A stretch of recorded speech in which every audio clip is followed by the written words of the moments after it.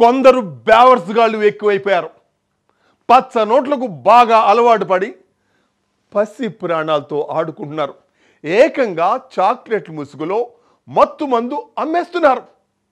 1-2 కాదు, ఏకంగా కేజీల కొద్దీ సరుకు దొరికిందంటే పరిస్థితి ఏంటో అర్థమవుతుంది. ఒక్కసారి మీ పిల్లలు తినే చాక్లెట్లు ఎలాంటివి అనేది ఒక్కసారి చూడండి, లేదంటే వారి భవిష్యత్ దారుణంగా ఉంటుంది.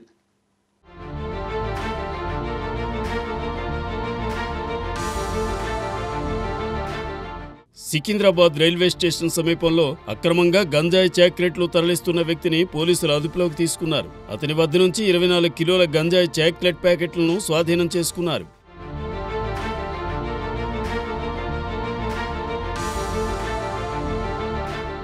పోలీసులు తెలిపిన వివరాల ప్రకారం ఉత్తరప్రదేశ్కు చెందిన గోరఖ్ అనే వ్యక్తి రాజస్థాన్ నుంచి హైదరాబాద్కు అక్రమంగా గంజాయి చాక్లెట్లు తరలించి నగరంలోని పలు ప్రాంతాల్లో విక్రయిస్తున్నాడు. ఇదే క్రమంలో రాజస్థాన్ నుంచి గంజాయి చాక్లెట్లు తీసుకుని సికింద్రాబాద్ రైల్వే స్టేషన్లో దిగాడు.